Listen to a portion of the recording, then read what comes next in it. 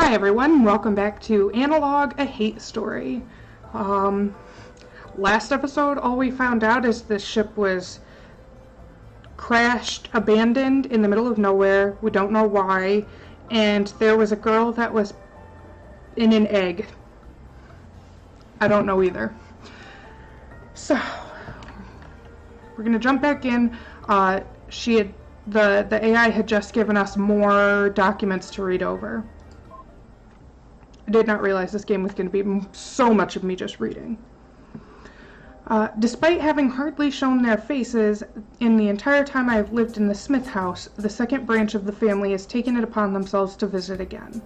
A week after, we were forced to endure their smug eye-rolling at the funeral. Of course, it would be impolite to turn away them all at the door, no matter how poor taste their timing was, so what other choice did we have but to let them in? Husband wanted to have nothing to do with them, being distracted by Jean-Mi, and mother-in-law had been hiding in her room, leaving it to me to entertain them. Of course, as soon as I had sent their son to go see our daughter, cousin-in-law Kyum Sang made it quite clear that it was not that sort of visit. His wife just sat there, silent, while he ripped into me. I couldn't write down all his words. It was simply one line of abuse after another. Apparently we were to be blamed for Sang-kyu leaving before they showed up, for wearing the wrong mourning garb, for my husband's shocked reaction at his brother's death. In fact, we were to be blamed for his death itself. All he kept shouting about was how embarrassing for the family it was that a nobleman of the Smith house had been allowed to drink himself to death. As if the real tragedy was that it looked bad. I might not have felt bad about Sang-jun dying, but the rest of the family did. To hear such words, making light of their loss, was appalling. Yet he kept going, shouting awful things after awful thing, until finally the most unexpected thing happened. Mother-in-law entered the room. "What is going on here?" she asked. He stood up. "I was just passing on a message to son's wife about his disgraceful conduct, since he won't show his face himself." Then he added, "I'm embarrassed to be a Smith right now. Do you think people don't know about our family's shame? Do you have any idea how much of a fool I look like?" I never saw a more terrifying expression in someone's face. She just glared at him. Finally she said, "Yes, but you clearly do not, or you would have lowered your voice." It took him a moment for that to register. Then he was just shocked, but mother-in-law wasn't done. "Please leave," she said, "now." They stared at each other for a good while. Mother-in-law naturally won, and with a scowl, Kyung Sam and his family departed. When they had left, I turned to her. "Thank you," I said, but she just shook her head in disgust and exited to her own room without another word.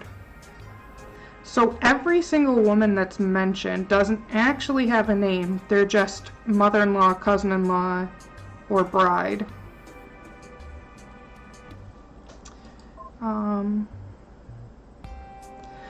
I've given up any attempts at convincing the main branch of the family to get their act together, as clearly speaking reason to any of that pack of idiots is a fool's errand. Now I can only hope that their self-destruction is quick, such that when it's my son's turn to pick up the pieces of the Smith's name's reputation, he will be able to do so as soon as possible. He seems far, far less worried about it than I am. Of course, he is only a child, but the boy is mature for his years, and perhaps there is wisdom in his calmness. "All we have to do is be better than them, right?" he asked me while I was in rage about the handling of the funeral. "Isn't that what gentlemen do? Lead by example?" He is right, of course. As a noble family, we're supposed to be an example to the middle classes, and the commoners, and the slaves. Perhaps so, too, must we serve as an example to the family of the High Magistrate and his brother. Perhaps things will not be so doomed for my son after all. It will be hard for him, of course, but if the main branch family continues on this path of decay, but if any boy will grow up to be able to put things right, I believe it is him.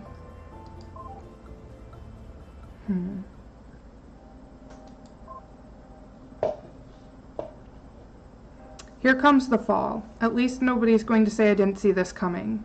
The news that Sang-min has gotten sacked just came in, which is definitely the death of any respectability in this family. Temporary leave, it's just been described as, but it's obviously a political move on the part of the Emperor.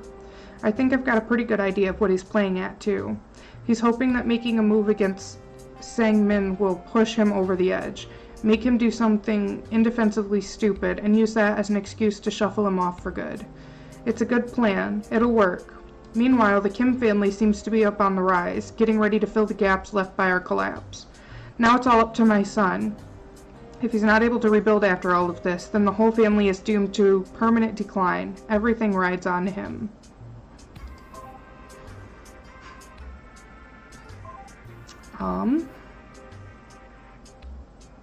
What?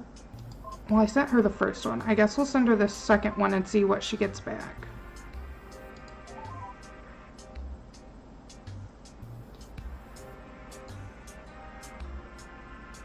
Okay, nothing else that we'd find relevant.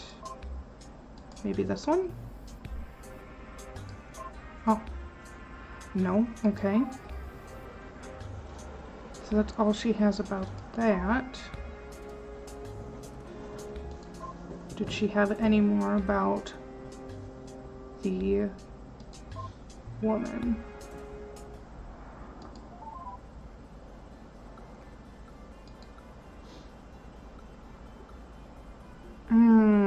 Do we want more from the wife, or do we want the reply from her mother?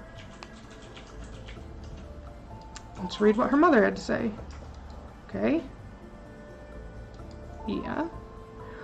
You have to understand something. It's traditional for women's letters to be deleted after being read so the disk space can be relocated. Women weren't supposed to read or write. Certainly the nobles did. It's just the idea was that spending time on education got in the way of important virtues for women, which was serving her husband. So in practice, even if a woman was literate, she could at least excuse it by destroying her words afterwards. It's less pretentious if at least the writing wasn't permanent. Does that sound reasonable? No.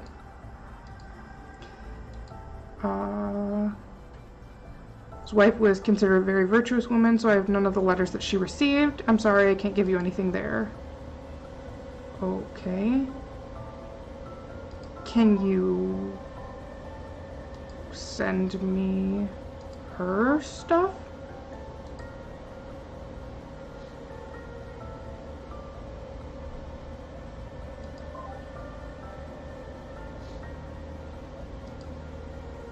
Where did she put it?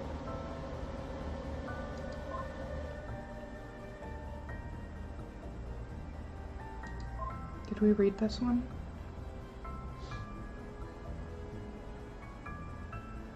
Okay. My new wife moved in last week and she's been pestering me ever since. Everywhere I go in the house, she's either following me or waiting outside the door. The first time it happened, it unnerved me like nobody would believe. The most recent time, I'd stopped being unnerved and moved on to just plain annoyed. I only had one thought. Why won't this silly girl just give me some peace? No wonder her parents were so anxious to send her out to our home. Hours before she'd been hanging around in the room, I finally kicked her out when my mathematics tutor arrived. The session went without a hitch, aside from reminding me just how much I hate the damn subject. And after a few hours he left. And who's kneeling right outside my door? It's her, of course. Have you been there the whole time? I asked her. Of course she had. For the love of, we need to talk. So I brought her back in and sat her at the desk. What is this? You're driving me insane. I don't have time to be babysitting you constantly, I said. I wasn't angry, just annoyed. But she looked alarmed all the same. For a moment, I was worried she was going to start crying. Instead, she just turned her head away. Do you hate me? She asked. Women. Why must they always be so damn emotional? I asked myself that too. I reminded myself that I was talking to a female and I needed to approach this differently. Look, I said, you're very pretty. I appreciate that you're trying, so no, of course I don't hate you. She looked back at me, seeming like she was holding back tears. Then why don't you need me for anything? Is there nothing I can do for you? No, not unless you can help me study the classics. She looked down. Right now, nothing is more important to me than passing the civil service exam. Can you even read? A little, she said. A little isn't enough, I replied. What if I sat in on your lessons? I could learn more. I'd be quiet, of course, please. I was about to say no, then changed my mind and agreed when I heard her next line. At least give me the chance to earn your approval, please? Oh, girl. Oh, girl, no. Dearest Mother, it seems as though there will be a new girl in the family. I don't really understand the details, but her name is the Pale Bride. And it seems as though she's a 13-year-old girl who had been kept inside a giant egg through some sort of magical technology, passed through the Kim family over the generations. As I said, I don't understand how such a thing is possible, but she seems nice enough. Young Seok seems quite annoyed at her arrival, however. He explained to me why. The plans to offer her as a concubine to the Emperor. She's young and beautiful, and he's still without a son, so it'll probably go a long way in currying favor. And that's bad? I asked him. Not strictly, he admitted, but it means Father doesn't have much faith in me if he is making contingency plans that don't require my involvement. Now I'll never know if my success was on my own merits or because the Emperor thinks the girl he'll give him is cute. Did you even tell him your plan of working your way to become High Magistrate? If he knows that, how can he think a contingency is necessary? I asked. Good question, he said, and left the room looking annoyed. To this date, these worries of his still seem to plague him, and I can't do anything to relieve him of that. What else did you give us?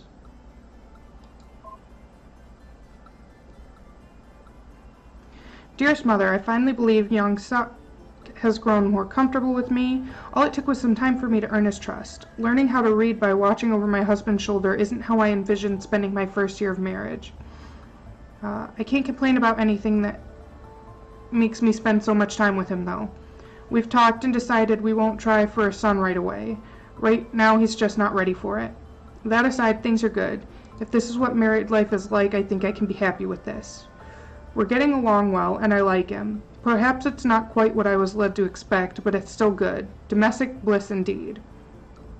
Last week, young Seok was reading over some papers for a dispute that Magistrate Park was deciding on. You wouldn't understand the details, but it was essentially an argument between a farmer and his lord over a sum of money after a particularly poor harvest. I think I will tell the magistrate that the farmer is right. His claim is fair, he told me. Might I take a look? I asked. Bemused, he handed me the papers. It took a good while of studying, just to be sure after all. I wouldn't want to contradict my husband if he was right. But the farmer's numbers didn't seem to add up. I pointed this out to him. He not only listened patiently, but had me explain. Then you believe the farmer is trying to cheat his lord? He asked. I did. That's what I will report then. The next day he told me that the magistrate agreed. Ever since then, he has started to rely on my opinion when it comes to anything involving math.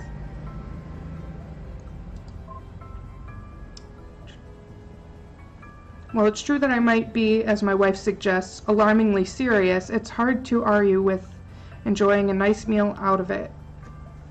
A nice meal out if it means cultivating Magistrate Park's trust even more. Just having the invitation alone is a pretty good sign. I assumed we would be going to his house after finishing with the day's affair, but instead he led the other way. You do not want to visit there. My son has a newborn child who is very, very unconducive to entertaining guests, I am afraid, he said with a laugh. Surely you understand. Instead, we headed to the plaza. Outside of the occasional New Year's festivals, when I was a child, I had never actually been there before.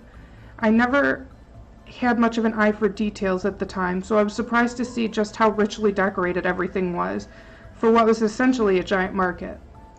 Beautiful floral arrangements adorned every stall, wall, and partition, and rather than the commotion of a crowd, all I could hear was the sound of peaceful music. And it was still, of course, a market. There were no merchants loudly hawking wares, and some of the prices on the signs I saw would make the Emperor blush. In that atmosphere, we ate together at a public house that defied my expectations. The food was both plentiful and far better than anything I'd had in either of my houses. If this sounds indulgent, it absolutely is, and I definitely don't plan on telling anyone details like this. The only thing I plan to repeat from this evening is what the magistrate confided in me, that when he was moved from his position, he'd like to recommend me to fill his place. I'd be young for the position, but it would be a great stepping stone to the one I'm dreaming of. I remain calm since I'm good at that, but it's the best news I've heard in my life.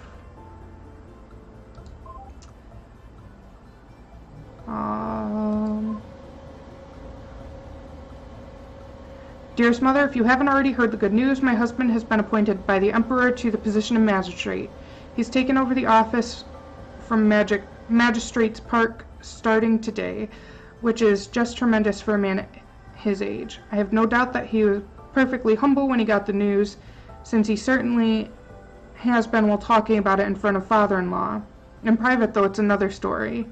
Earlier, the family held a small feast to celebrate the news, and he had the same attitude then, too. But afterwards, when everyone else had left or gone to bed, we stayed up to sit together drinking wine, and it was a whole lot more somber. He wasn't modest, but he wasn't boastful either. He was just outright insecure. He might not say it in front of you, but you know what? He said to me as I poured him more wine. He takes all the credit for my promotion. According to him, it's all because of the Emperor's perfect new bride, which is, of course, all because of him. I said quietly, I don't want to take the credit for her. I wasn't the one who got her to shut up. That was all him. I don't like discussing it, and please, Mother, don't ever ask me why. Doesn't matter, he said. That's not why I got promoted. I got promoted because now High Magistrate Park, and I managed to make Smith look so bad he had to get shuffled off. It's exposing the whoring and thuggery that did it, not the damned pale bride, he said with annoyance. Well, that's how he is. You know he'll never give you credit for anything, I said. He replied, I know, I just wish he'd acknowledge it. I just don't know how he can be so stupid as to not be proud of me, you know? I know, I said, but let's not focus on that right now. I think we should focus on the good right now. How about we toast to your success instead? Here's to the new Magistrate Kim. I raised my glass and drank. He betrayed the faintest of smiles, but he didn't share my toast, and instead put down his glass. For a moment I was worried, but then he used that hand to grab my chin instead, and for the first time ever, kissed me on the mouth. Far sweeter than any wine, he said to me. I wasn't sure if he meant the kiss or the success, but I agreed either way.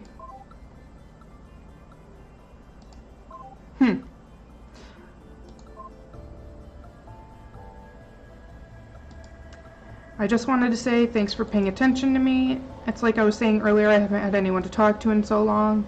Last time there was anyone around the ship was the year 322. By my count, it's now 944.